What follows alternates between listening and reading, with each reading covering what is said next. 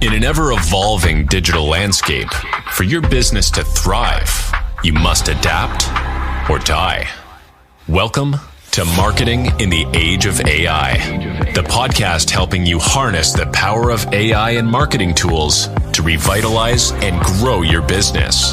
And now here's your host, marketing expert and author of Authentic Marketing in the Age of AI, Emanuel Rose.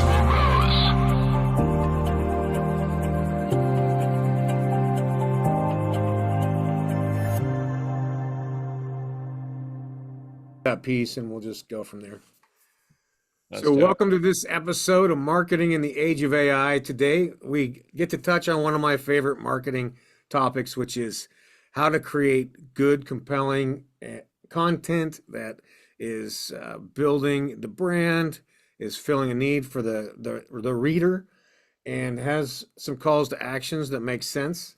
And we get to talk about how to use GPT and correct prompt writing to make that happen. And joining me today is Stephen, who has been writing professionally as a journalist and copywriter since 1994, all the way back into the 90s. Wow. And he's lectured in PR and journalism, and his book on persuasive storytelling has been taught at Sydney University and translated into English for us in the United States for international distribution. Stephen, thank you so much for spending some time with me today. It's fantastic to be here. Thank you for having me. Yeah, you bet. And I love talking to people like you who are trained journalists and then have come into the marketing field because there's a gap that you guys fill and an intuitive understanding that I know you understand about at least who, what, why, where, when, and how come, right? As a fundamental, and you're thinking about telling a story to another person versus just blasting them with features and benefits. So thank you for doing the Lord's work on that. You're welcome. Well, let's see. So ChatGPT came out 2.5 years ago for most people. Is that when you started using tools like this? No, we started in February 2021. So ChatGPT was November 2022. We started in February 2021 with a tool called Jasper. Yeah. Because everybody said AI was going to eat the lunch. I mean, they were described, as you remember, of course, as AI copywriting tools. So if you are a copywriter, the robot was literally labeled with, "It's your job I'm coming for." Right. So we had two choices. You could, bury your head in the sand and just insist that no computer could ever do what you could do, or you could learn it, meet the enemy. And we went out and we met the enemy and we liked the enemy. And what was apparent was that the enemy was ready to take the job of people who were shit writers, but it was not ready to take the job of people who, as you say, actually know what they're doing. They've got the who, the what, the when, the how. They understand that there's a goal and a strategy and there's human psychology, and that writing isn't just about typing faster than the other guy. Right. And that's the win. So actually, we loved it. And I started teaching courses in how to use it, because what I did was take all the things that I know about writing well and use them to create prompts to get the AI to do the best possible job. Yeah. Seems because people think simple, you just say, "Hey, ChatGPT, write it." Yeah. And ChatGPT will go, "Oh, Emanuel, you want a LinkedIn post? Let me just get right on that for you." And that's not how you get the best results. It's not even how you get good results. Yeah. Right. That's how you get it filled with hallucinations and a bunch of inaccuracies. Well, so all right. So then you started with Jasper, which I love. That was one of the first tools that I used also, and I think that's cool. You're focused on ChatGPT, but are you using Claude or Perplexity or anything else other than Chat at this point?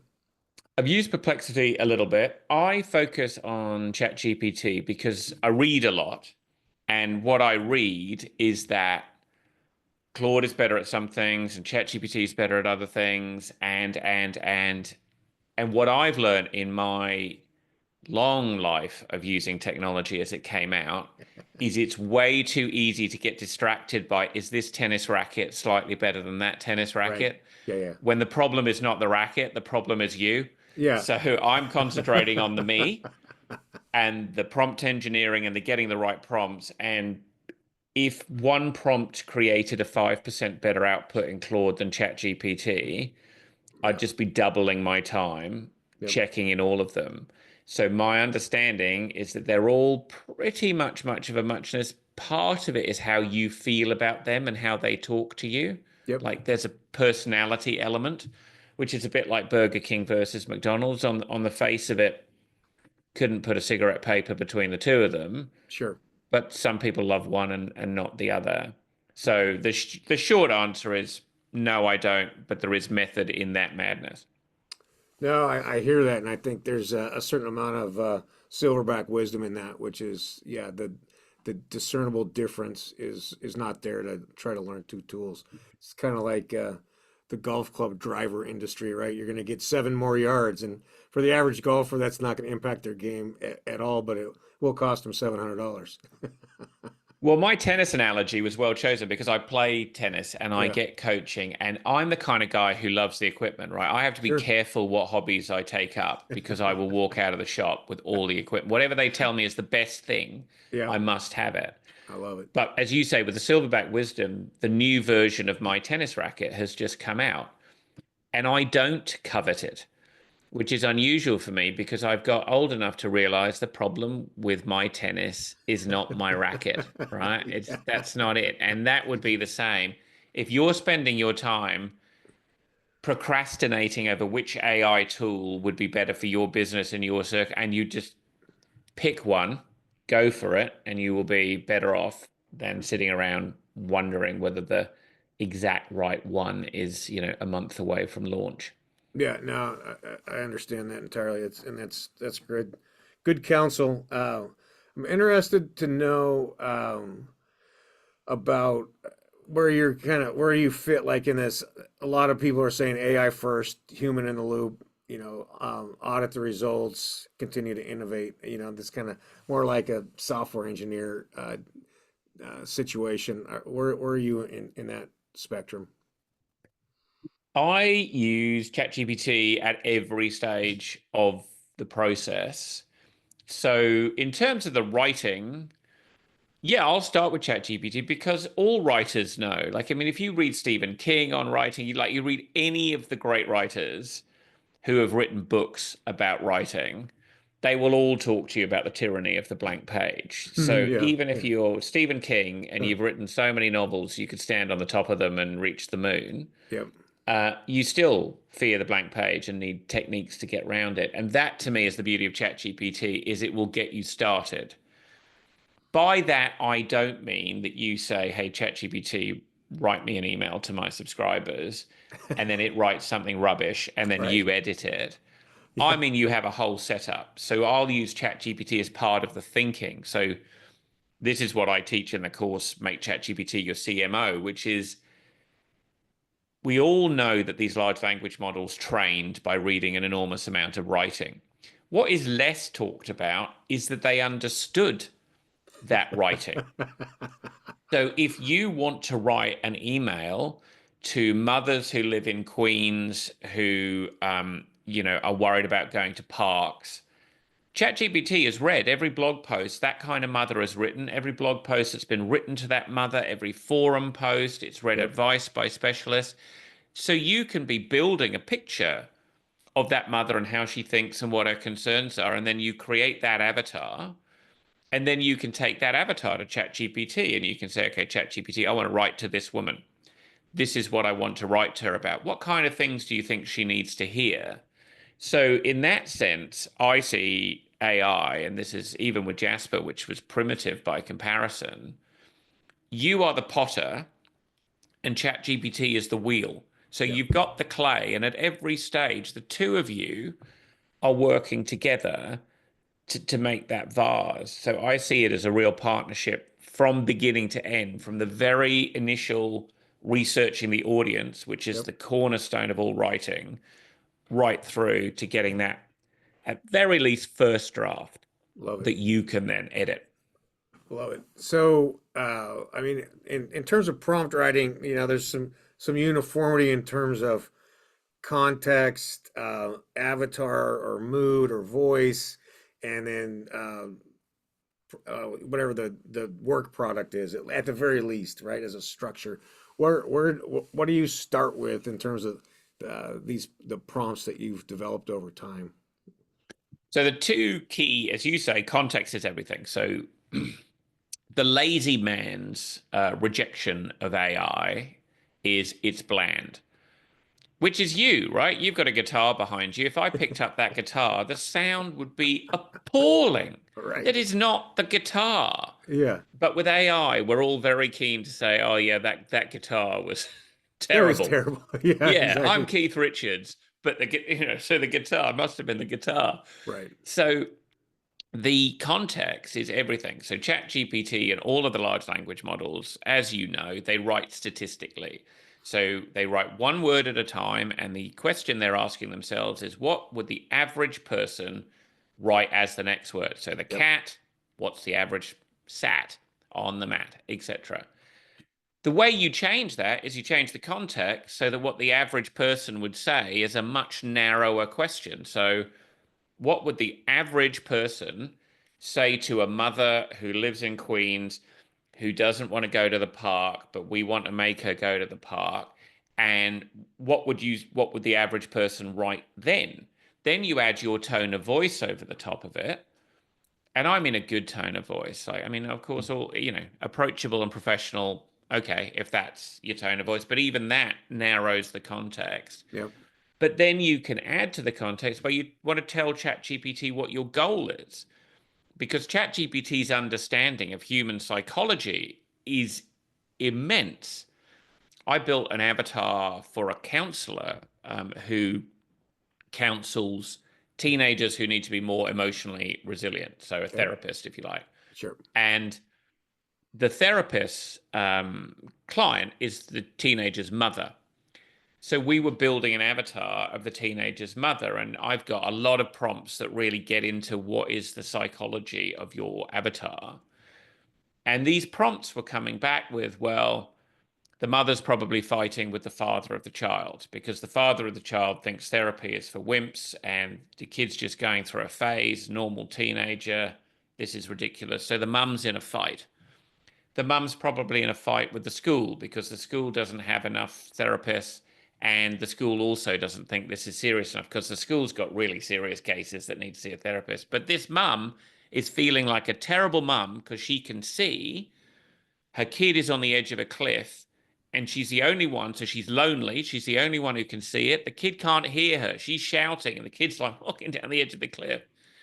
All of that's coming out of ChatGPT because ChatGPT has read so deeply that ChatGPT doesn't just say, oh, yes, this mother probably wants to hear that you have a degree from a reputable university Right. and you've been doing this for 25 years.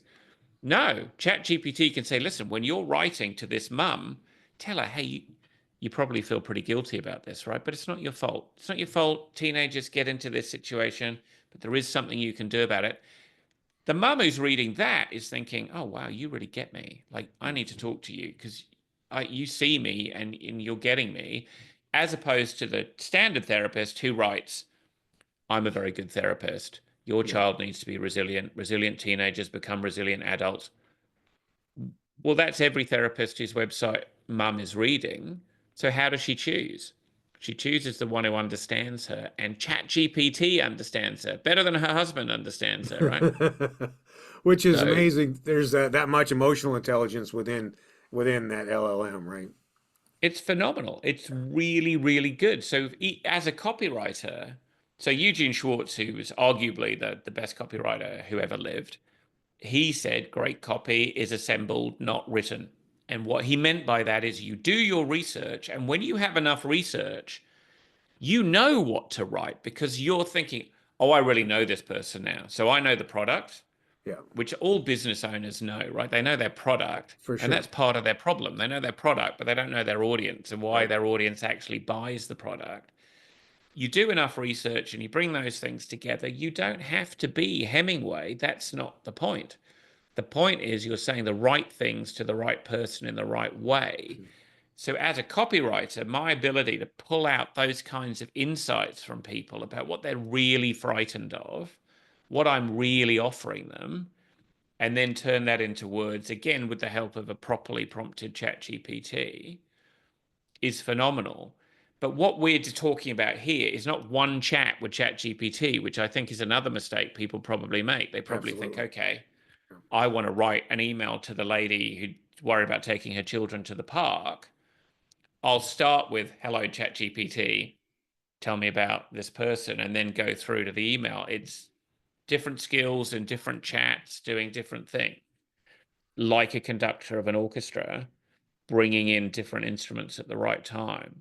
But when you learn how to do it, ChatGPT would be the thing that you would turn to all the time for all your thinking and writing. So I say to people, even if you don't ever want ChatGPT to write something your clients will read, it'll help you with your thinking. Yeah, absolutely. Yeah, and the way you describe what we'd call deep research now, right, is it's really the unique aspect of this in terms of psychographics and understanding people's fears and motivations. And I think that's brilliant. I think I'd like to ask you a little bit more about the course and what you've got going on there, and how consumable is it, and who's usually the ones that are interacting with the course, and what we can expect as outcomes from it. So the course is called Make ChatGPT Your CMO, your Chief Marketing Officer. And what it's about is building a custom GPT, which is, I mean, it's stupid really, because ChatGPT is the killer app, but it's the killer app of the killer app. The killer app had a baby killer app, and the baby killer app is what's called a custom GPT. And a custom GPT is a terrible name, right? Like there's no romance in it. It doesn't tell anybody what it does or what the benefit of it is. So it doesn't sound very exciting until you build one, and then you think, wow. And a custom GPT is the ability to go into ChatGPT and layer over a chat in ChatGPT knowledge. So you can give ChatGPT specialist skills. You can say, I want you basically to be a very good marketing person, but I've written 1,000 words really describing that in detail. So you talk about changing context. You start with this sort of 1,000 words of what I really want you to do and how I want you to think. So immediately you've changed the context massively. But then you can add knowledge, like who are my competitors? What are the psychographics of my avatar? You know, what do people care about? What do people need to know about my product? And you build all of that into essentially this bundle of knowledge, and then you can talk to it. So the course, it's a 30-day course by email. So you get one lesson a day. And at the end of 30 days, you'll have built this marketing robot assistant. You'll have a simple marketing plan. You'll have a really detailed description of your customers. You'll have done that research. You'll have analyzed your own marketing. So you'll have had some objective expert feedback on your own, because you say to your CMO, read my website. What do you think? Yeah. And the CMO will come back and say, I'm amazed anyone ever buys from you. It'll give you all of that. But then what you have, and so for me, who's run courses for a very long time on teaching people marketing and copywriting, it's the missing piece of the puzzle, because you go to a course and the guy is brilliant and you think, oh my God, that's fantastic. That's so clear. I'll go back to the office and I'll make all of those things happen. And you go back to the office and you don't. And you just think, how do I get that instructor to come and work in my business? Like, that would be great. Could I hire her for a day to come and just do this for me? The beauty of this course is that person does come back to the office with you, because you've built a marketing expert that you can turn to at any minute and say, I hear TikTok is the next big thing, or TikTok's going away. What's going to be the new TikTok? What should I do? And you can ask it and it will tell you. Right. And you realize, oh God, I've got to write a LinkedIn post today. You can say, give me some ideas for LinkedIn posts. It knows you. It knows your business, your goals, your products, your customers, your tone of voice, everything. So when it gives you ideas, they're good ideas.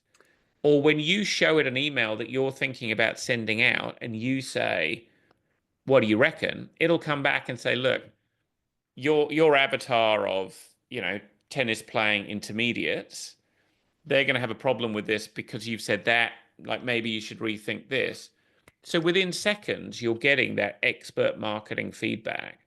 So the people who take the course, they have their own business. They don't have a marketing team. They may not even have a team at all, right? They are all the things. Yep. And like everybody, they started a business, like the Michael Gerber E-Myth thing. They started a business because they're good at what they do. And then they suddenly find out they have to be reasonably good at accounting. They have to be great at marketing because no marketing is no clients for the thing that you do. Right. And they wear all the hats, but they can't afford a full-time marketing consultant for, a couple of grand a week. So they now have this assistant that they can sense check things with or create things with. So it's an incredibly powerful tool. So the people who take it come back to me and say, I just wrote a new offer for my audience and I sold one. Like that, those are the kind of emails I get. Like I fired up. The first thing they tell me is they gave their CMO a name. Because when you start working with a ChatGPT or a GPT like this, it feels rude not to give it a name, right? So people come back and say, oh, I've called mine Sam. I've called mine Maverick.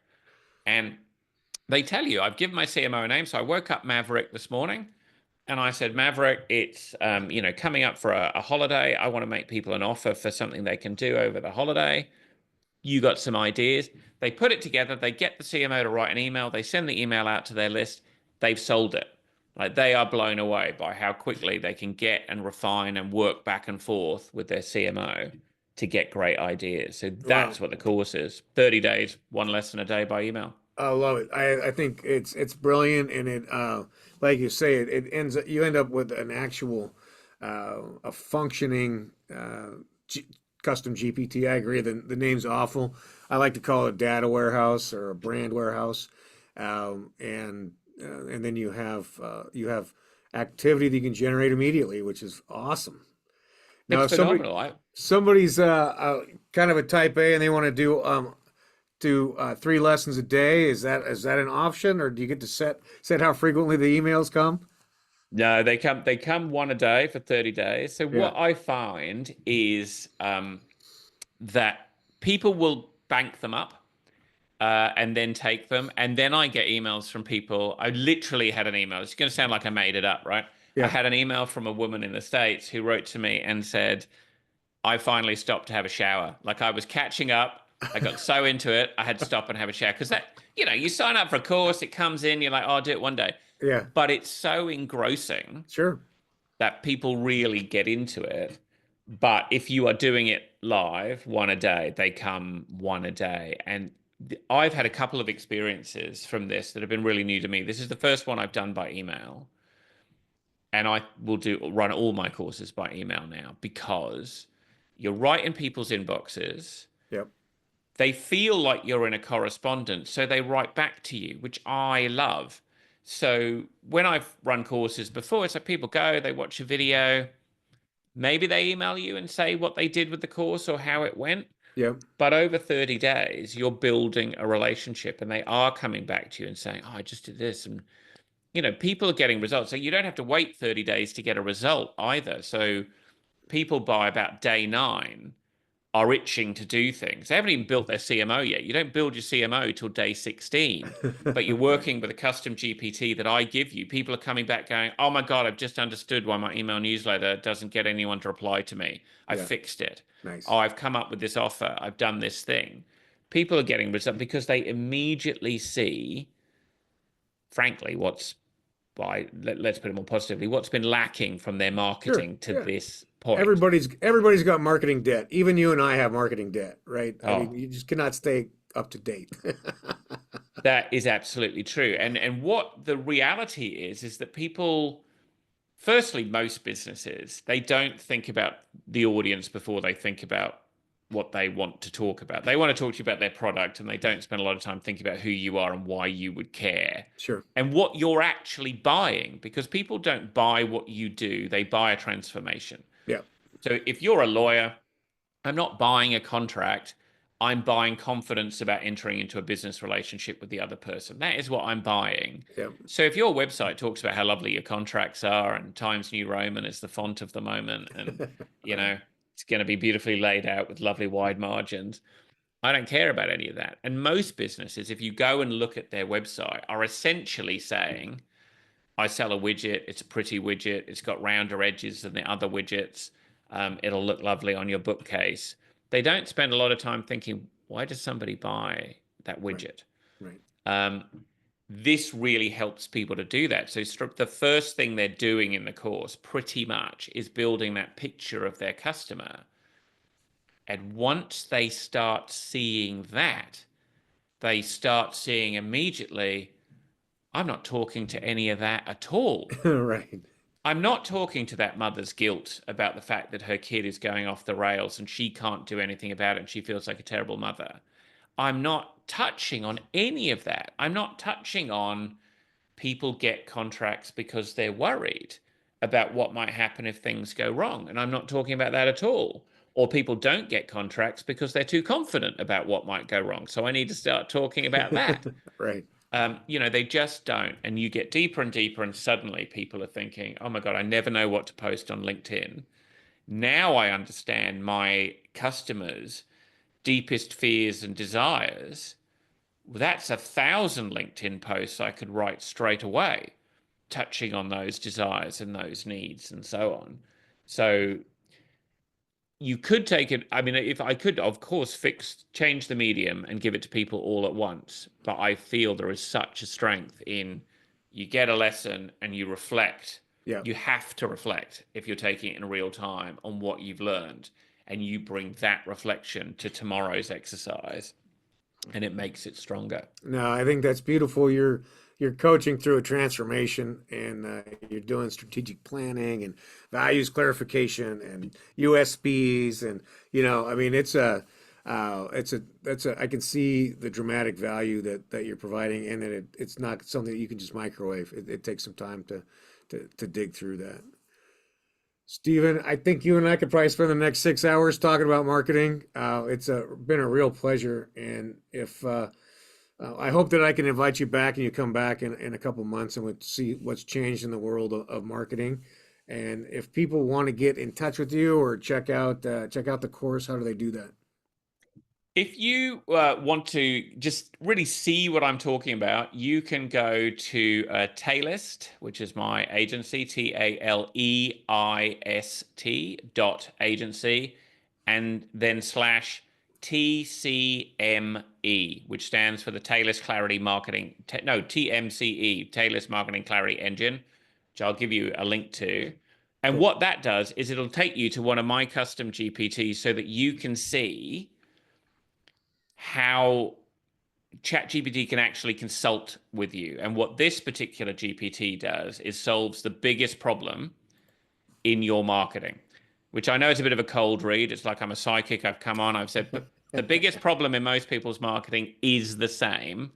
And this will fix it with ChatGPT, first asking you a few questions that I've trained it to ask, and then giving you the right answers. And awesome. I think it's eye-opening in the answers are good. Yep. And it's eye-opening, and you see the potential for ChatGPT to be a consultant. Well, that sounds like a great course, or I'm sorry, great offer, and I appreciate that. I really have enjoyed our conversation. I'm grateful for your time, and I look forward to talking to you again soon. Looking forward to it. Lovely to meet you. Thanks. Thanks for listening to Marketing in the Age of AI. Be sure to subscribe wherever you heard this podcast so you never miss a future episode. Your copy of Authentic Marketing in the Age of AI is available at Amazon.com or EmanuelRose.com. You can also connect with Emanuel on LinkedIn. Thanks again for listening, and we'll see you next time.